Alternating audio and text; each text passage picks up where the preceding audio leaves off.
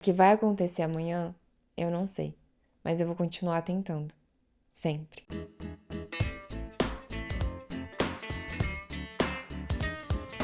Oi, pessoal, bem-vindas a mais um episódio. Pra você, qual é o sentido da vida? Eu acho que encontrar esse sentido vem sendo, talvez, o maior perrengue dos meus 20 e poucos anos. Eu tenho me questionado muito o que eu tô fazendo aqui, nesse mundo. Porque durante a minha infância e adolescência, eu sonhava em ser adulta, numa ilusão de que eu iria ter a vida resolvida e sob controle, que eu teria todas as respostas. Mas a realidade é que constantemente eu me sinto perdida, sem muita certeza do que eu tô fazendo. E eu sei que eu não tô sozinha nisso, muitas amigas também compartilham desse perrengue. E é bem provável que você também se questione ou já tenha se questionado sobre isso, porque essa busca por sentido é algo inerente à condição humana. Então, em diferentes níveis e profundidades, todo mundo enfrenta essa crise. Talvez por uma necessidade de justificar as dores que passamos ou pela consciência de que vamos morrer um dia. Mas o que me deixa tão angustiada e transforma essa questão num grande perrengue é que não existe um único sentido que cabe a todo mundo. Não há um caminho certo para fazer essa busca. Não há um único jeito de compreender e valorizar a vida. Essa busca pode ser feita de várias formas. Cada pessoa tem uma crença, às vezes segue uma religião, recorre à astrologia ou vê esse sentido na família, no trabalho. E ver sentido nas coisas é fundamental para o nosso desempenho, para a nossa motivação em enfrentar novos desafios, sair da zona de conforto para aprender coisas novas e para ter mais confiança nas escolhas que tomamos. É claro que a gente faz coisas que a gente não vê sentido, mas fazemos pela obrigação, por termos responsabilidade, medo do julgamento, ou sei lá. Não é o fazer que está em causa aqui, mas a vontade. Quando a gente age com disposição, é porque tem um significado, um propósito. E é esse fazer com vontade que preenche a gente. Sem sentido, a gente fica desnorteada. E eu sei que é desconfortável se sentir assim. Existe uma pressão para que a gente tome as melhores decisões sempre, para que a gente saiba exatamente o que a gente quer, para que a gente goste daquilo que a gente escolheu fazer, para sentir que estamos no caminho certo. Parece que a gente espera que venha algo ou alguém de fora para confirmar que vai valer a pena. Mas para que precisa valer a pena? A gente não pode só fazer algumas das coisas que a gente quer pelo processo, ao invés do resultado? É como se a gente tivesse que estar com tudo definido antes dos 30. Como se depois disso não tivesse mais tempo para mudar ou para viver coisas incríveis. Mas o que a gente sabe aos 20? É só o início da nossa vida. E o único jeito de adquirir esse conhecimento, o único jeito de se sentir preparada para a vida é vivendo.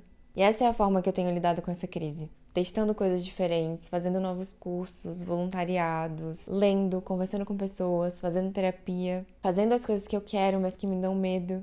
Enfim, me movimentando, me arriscando. Mas além de se movimentar, outra coisa importante é não deixar que essa angústia te roube do presente. Toda essa pressa para descobrir logo onde queremos chegar nos tira muito do agora e nos faz, de certa forma, nos culpar por tentar aproveitar esse processo de descoberta. É como se a gente estivesse perdendo tempo, sabe? Se eu ainda não sei o que eu quero, eu deveria estar focando só nisso. Não dá pra eu ir fazer uma viagem, ir pra praia, ter um hobby. Como se a gente só pudesse aproveitar e relaxar depois de já estar com tudo resolvido. Mas a gente nunca vai ter todas as respostas, então a gente precisa encontrar formas de desfrutar daquilo que a gente já tá vivendo agora. Parar de focar naquilo que a gente deveria já ter feito, né, de acordo com as nossas expectativas, e pensar em tudo que a gente ainda pode fazer. Porque ainda há tempo. A verdade é que a gente não tem como saber o que vai acontecer. Então, mesmo que a gente tome uma decisão com muita intenção no momento, mais pra frente, a gente pode mudar de ideia. Ou podemos descobrir novas possibilidades. A gente vai mudando com o tempo, mas o mundo também muda. Quando eu me formei no ensino médio, estava aplicando para a faculdade, eu escolhi um curso que fazia mais sentido ali, de acordo com as coisas que eu gostava de fazer, que era ler, escrever, pesquisar, conversar com pessoas, a parte audiovisual também. E eu não só gostava de fazer essas coisas, como eu também era boa. E eu sentia que essa área poderia me possibilitar ter uma rotina, uma vida parecida com aquilo que eu desejava, que eu queria, que eu me via tendo no futuro. E eu não me arrependo de ter me formado em jornalismo e de ter ido para o mestrado em publicidade depois. Mas hoje, com a cabeça que eu tenho, depois de ter vivido várias coisas e também com as mudanças que foram acontecendo no mercado, eu faria cursos diferentes, que naquela época, com 18 anos, não pareciam combinar muito comigo. Eu enxergo o direito de outra forma hoje e na época eu também pensei em psicologia, mas eu não me enxergava presa num consultório, sabe? Eu não queria ficar dentro de um consultório o dia inteiro. Mas hoje em dia eu vejo que existe muito mais nessa área do que a parte clínica. E até mesmo na parte clínica, hoje em dia dá para atender online. Então você não fica tão restrito quanto eu achei que poderia ficar. Apesar de não ter tanto tempo assim que eu me formei na escola, naquela época não era tão comum ter atendimento online. Foi bem antes da pandemia, tipo, bem antes. E aí, eu lembrei de uma outra história também, que tem tudo a ver com isso. No meio desse ano, eu dei um workshop de marketing digital para estudantes de pré-universitário e estava conversando com alguns deles sobre o que eles gostariam de fazer na faculdade. E aí teve uma menina que me falou que estava muito perdida, porque ela estava pensando em fazer design, mas ela começou a fazer um curso livre e não estava gostando muito. E aí, conversando com ela, tentando entender o porquê que ela tinha escolhido design, o que ela gostava de fazer, eu recomendei ela pesquisar sobre direção de arte. E ela nunca tinha ouvido falar, ela não sabia que isso era uma profissão, que dava para trabalhar com isso. E aí eu vi ali naquele momento o olhinho dela brilhando, sabe? Porque abriu ali uma nova possibilidade, uma nova porta. Uma coisa que ela não tinha conhecimento, que ela nunca tinha parado para pensar antes e que poderia ter muito a ver com o que ela queria fazer. E isso se aplica em outras áreas da nossa vida também. Eu já pratiquei vários esportes diferentes, eu tô sempre testando coisas novas porque eu amo atividade física. E já tinha algum tempo que eu corria, mas foi só esse ano que eu realmente comecei a levar a sério e a me dedicar para evoluir na corrida. E eu comecei a adquirir um gosto, um prazer, uma motivação para correr que eu só tinha sentido até então, né? Apesar de gostar muito de esporte, na dança. Enfim, tudo isso para dizer que ainda tem muita coisa que você não sabe. Ainda tem muita coisa para você viver, ler, assistir, ouvir. Você vai descobrir coisas sobre si mesma que ainda não confrontou. A sua vida ainda vai mudar bastante e muita coisa boa pode surgir de lugares que você nem imagina. Para um pouco agora e pensa o tanto de lugares que você ainda não foi. Tanta coisa que você ainda não testou, tantas comidas que ainda não experimentou, tantas pessoas incríveis que você ainda não conheceu. Eu não tô falando isso para você se cobrar de não ter feito essas coisas ainda, mas para se motivar diante de tantas oportunidades. Até porque, se a gente for parar para pensar, de primeira até pode parecer interessante, mas qual seria a graça de alcançar tudo aquilo que a gente quer logo no início da vida? Será que a gente ia conseguir passar o resto do tempo que a gente tem desfrutando dessas conquistas? Ou depois de um certo tempo a gente iria acostumar e as coisas iam ficar meio sem graça? A gente ia começar a se sentir sem rumo, sem propósito? O que eu acho que tá faltando é a gente se apaixonar pelo imprevisível. E tem um vídeo da Jut que ela fala sobre isso. Que quando a gente para pra pensar que a gente não sabe o que vai acontecer, geralmente vem num contexto de medo, como se a gente esperasse sempre pelo pior. Mas a mentalidade pode ser outra. A gente pode pensar que do incerto virão as coisas mais incríveis do mundo, coisas que a gente não consegue nem imaginar, porque a gente não conhece tudo. Então as possibilidades são infinitas. E tem uma frase que ela fala que resume perfeitamente o que eu tô querendo passar, que é: o próximo melhor momento da sua vida tá no imprevisível.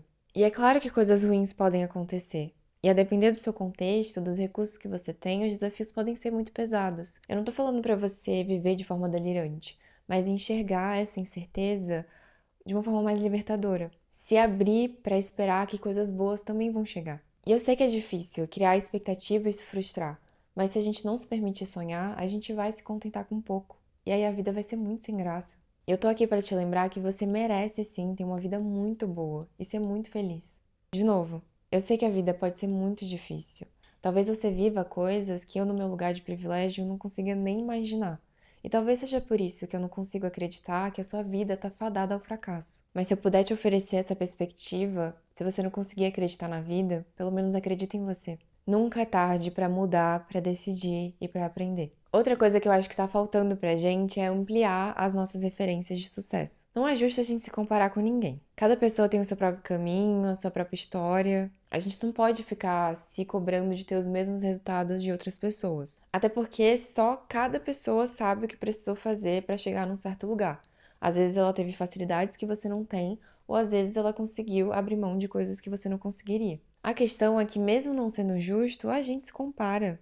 Faz parte de ser humano. Então, a ideia é diversificar esse leque e sair da superficialidade. Porque se a gente ficar olhando só para os aspectos positivos, só para os prós daquela história, a gente vai ficar mal. Por exemplo, eu poderia falar que eu não sou bem-sucedida ou que eu tô atrasada se eu for me comparar aos resultados da Sabrina Carpenter ou ao Nobel da Malala, né?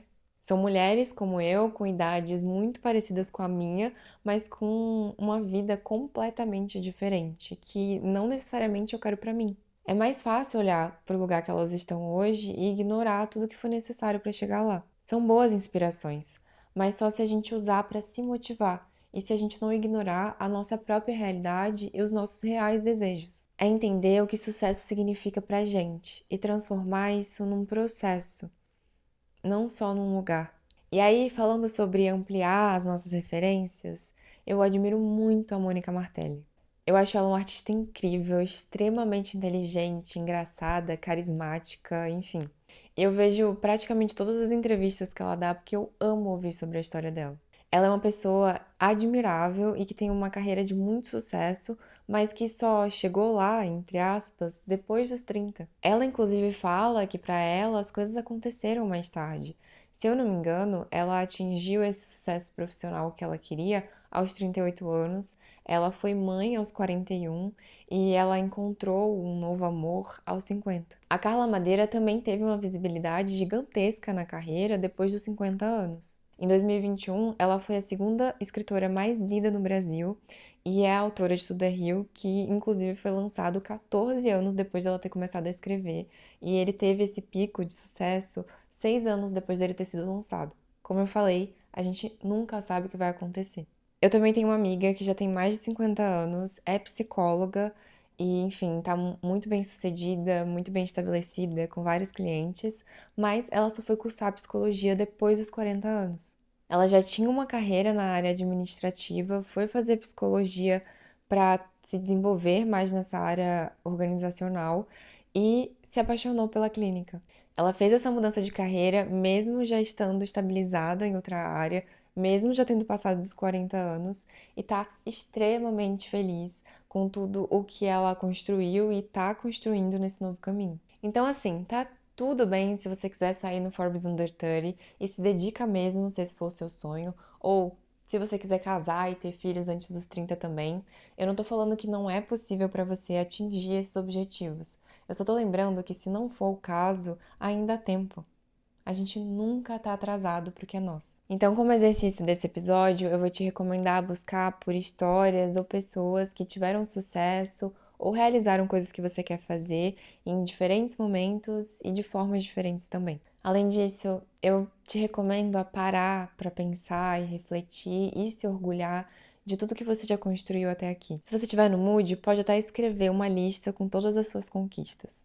E aí, antes de ir para as indicações, tem uma fala da Mônica na sua peça que eu tenho repetido constantemente para mim e que eu desejo que, se você só conseguir levar uma coisa desse episódio, que seja isso. Ela diz: "O que vai acontecer amanhã, eu não sei, mas eu vou continuar tentando, sempre." E por mais clichê que seja, eu tenho começado a acreditar que, por mais que a gente tenha objetivos a alcançar, coisas que a gente quer fazer, o real sentido da vida é viver. Se você ainda não descobriu o seu propósito, transforma isso no seu propósito. Descobrir qual é o seu sentido. Vai experienciar a vida, vai se relacionar com as pessoas, vai tentar. Tá, agora vamos de indicações. Primeiro, eu vou indicar o TED da Mônica Martelli porque é sensacional. Chama Suba no Seu Caixote e Mostre Quem Você É. Eu também vou recomendar, caso você não tenha ouvido ainda, o episódio 20 aqui do podcast sobre incerteza e zona de conforto. É uma propaganda sem vergonha de mim mesma, mas é porque eu realmente acho que complementa muito bem esse aqui. E por fim, o livro Doce Jornada, da Thaís Roque. É um romance, mas também é um manual de autodescoberta e desenvolvimento pessoal para quem está se sentindo meio perdida profissionalmente ou para quem quer mudar de carreira. Tem uma linguagem muito leve, divertida, inspiradora. Eu fiquei tão envolvida com a leitura que eu não conseguia parar de ler. Eu devorei o livro. É uma leitura que te ajuda a refletir sobre os seus desejos e objetivos e oferece ferramentas práticas para você encontrar um caminho com mais sentido e significado. As indicações estão na descrição, assim como os links pro TED e pro episódio que eu citei. E eu aproveito para lembrar que se você quer meu direcionamento para utilizar o seu tempo de forma mais produtiva e realizar os seus objetivos de maneira sustentável, realista, sem ter que abrir mão do descanso, de ter uma rotina prazerosa, na descrição do episódio você encontra o link para conferir os meus serviços. Não deixe de conferir também o nosso grupo secreto, onde eu compartilho indicações, trago insights, aviso quando sai episódio novo e mais umas surpresas. O link também tá na descrição do episódio. Um beijo e até breve!